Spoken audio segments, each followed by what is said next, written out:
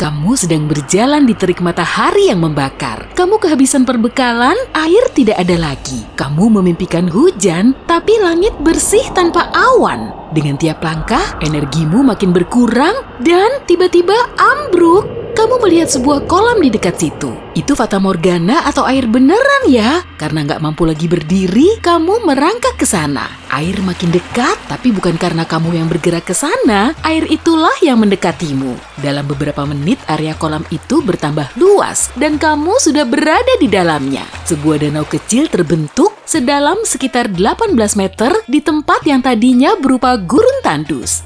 Kejadian nyata ini terjadi pada tahun 2014 di gurun Tunisia. Gak ada yang tahu pasti hari apa danau itu muncul karena bagian selatan Tunisia ini berpenduduk jarang. Awalnya para gembala yang lewat tidak mempercayai mata mereka. Beberapa jam berikutnya, ratusan penduduk lokal datang berlarian ke tempat itu. Mereka mulai berenang, meloncat ke dalam air dari atas batuan di sekelilingnya, tapi beberapa hari kemudian ada kejadian aneh di danau itu. Pada awalnya, air danau sebening kristal berwarna biru kehijauan. Tapi lama-lama, warnanya berubah menjadi hijau tua. Orang-orang tidak menganggap ini penting dan terus saja berenang. Seharusnya mereka tidak melakukan itu.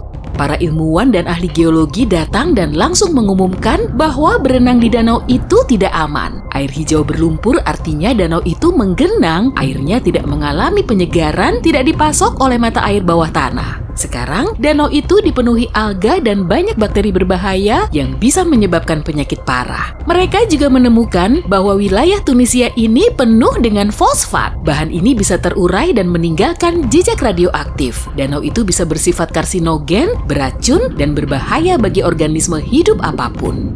Tapi orang tidak begitu mengkhawatirkan hal ini. Mereka lagi di tengah gurun dan matahari bikin suhu udara mencapai 40 derajat Celcius. Kebanyakan orang nggak mungkin nolak buat loncat ke dalam air yang sejuk meski sudah ada peringatan dari para ilmuwan. Sampai sekarang nggak ada yang tahu pasti alasan kemunculan danau itu. Sebagian ilmuwan percaya danau itu terbentuk karena hujan deras. Danau itu dikelilingi bebatuan dan berada di dalam ngarai, air bisa mudah terkumpul kalau ada hujan badai. Sebagian ahli geologi berpendapat bahwa gempa bumilah penyebab terbentuknya danau itu. Aktivitas seismik kecil menyebabkan keretakan batuan bumi di atas permukaan air tanah, dan melalui celah ini air memancar keluar. Dan kalau teori ini benar, maka danau itu bisa terserap ke bawah lagi melalui retakan. Itu sama seperti kamu menarik sumbat dari lubang bak mandi yang penuh air. Gempa sekecil apapun seperti melepas sumbat itu. Karena itu, kalau kamu berada di tempat-tempat seperti ini, jangan berenang di danau radioaktif itu. Kita menuju ke wilayah Kepulauan Karibia. Di antara Laut Biru, kamu bisa menemukan sebuah danau unik. Danau ini berlokasi di salah satu pulau-pulau surgawi itu, kamu bahkan mungkin gak akan langsung ngelihat danau itu. Seluruh wilayahnya mungkin kelihatan kayak platform beton besar. Dan yang paling penting, jangan menginjak permukaannya. Danau Peach adalah danau yang tidak berisi air, melainkan aspal cair. Ini adalah cadangan aspal terbesar di dunia. Uap keluar dari seluruh penjuru danau karena suhunya panas. Kedalaman danau itu kira-kira 75 meter, seluruh badan pesawat penumpang Boeing bisa masuk ke dalamnya dalam posisi tegak. Danau ini belum sepenuhnya diteliti, tapi ilmuwan percaya ada sebuah patahan dalam di kerak bumi di bawah danau ini. Sejumlah besar minyak merembes melaluinya. Minyak ini melewati berbagai senyawa kimia yang mengubahnya menjadi aspal. Menurut estimasi kasar, ada sekitar 10 juta ton materi panas di dalam danau ini. Secara teori, nggak mungkin ada kehidupan dalam kondisi seperti itu, tapi ilmuwan telah menemukan suatu koloni mikroba. Entah bagaimana, makhluk ini mampu bertahan hidup di sana. Ini juga menegaskan bahwa kehidupan di luar planet kita mungkin juga ada. Di permukaan bulan terbesar Saturnus, Titan, ada banyak danau hidrokarbon. Dan kalau bentuk kehidupan paling sederhana ada di antara 1 juta ton aspal cair di bumi, maka kemungkinan besar makhluk itu juga bisa muncul di Titan. Kita kembali ke Indonesia, tepatnya di Pulau Jawa. Kamu harus mendaki gunung berapi besar untuk melihat fenomena berikutnya. Gunung berapi ini ditumbuhi oleh rerumputan dan pepohonan, tapi tidak sedang tidur. Asap keluar dari kawahnya, kamu pun mendaki ke puncak dan melihat sebuah danau bening alih-alih magma yang menggelegak. Langit biru terpantul di permukaannya yang berwarna biru terang, tapi jangan loncat ke dalamnya ya. Danau ini penuh dengan asam. Magma di dalam gunung berapi berasal dari perut dalam kerak bumi.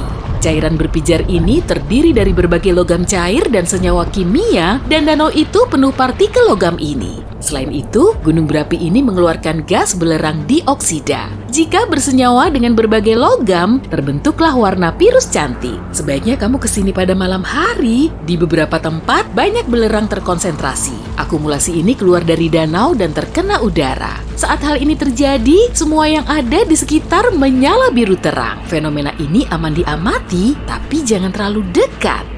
Di dekat gunung ini, masih di Pulau Jawa, ada sebuah danau asam. Danau ini juga melepas gas belerang ke udara yang mudah terbakar kalau terkena oksigen. Dan saat itu terjadi, gas-gasnya menyala biru elektrik terang.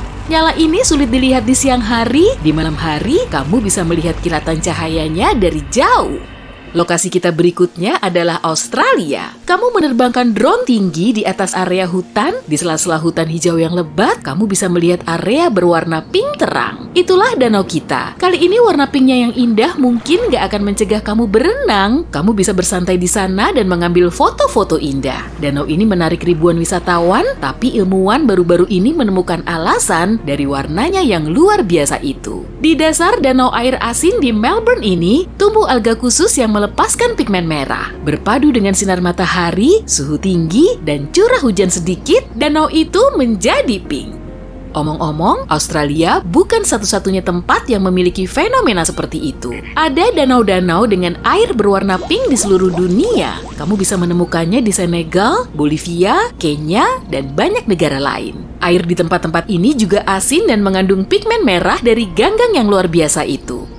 Kita tinggalkan pantai-pantai panas itu dan terbang ke Kanada yang dingin. Di sini kita melihat Danau Abraham yang membeku. Kita melangkah di atas es dan melihat banyak gelembung beku di dalamnya. Bentuknya mirip ubur-ubur dan jumlahnya ada ribuan di sini. Ini adalah metana, bahan ini sangat mudah terbakar. Rumput, daun-daun, potongan pepohonan, dan bahan organik apapun yang jatuh ke dalam danau menjadi makanan bagi banyak bakteri yang memancarkan metana.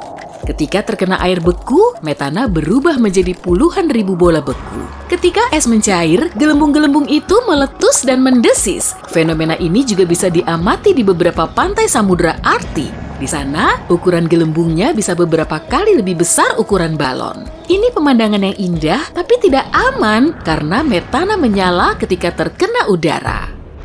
Kita berada di tempat terdingin dari perjalanan kita di dekat gurun paling kering di bumi. Tempat yang kering tidak harus selalu panas. Ini adalah area dengan curah hujan minimal dan gurun ini tidak terdiri dari pasir dan kaktus, tapi tempat di mana hampir tidak dihuni oleh makhluk hidup. Sebagian area Antartika memenuhi kedua kriteria ini, tapi di gurun es ini kamu bisa melihat sebuah danau kecil. Kedalamannya hanya beberapa sentimeter. Secara teknis, ini adalah kolam, tapi yang paling menakjubkan adalah danau ini tetap dalam keadaan cair.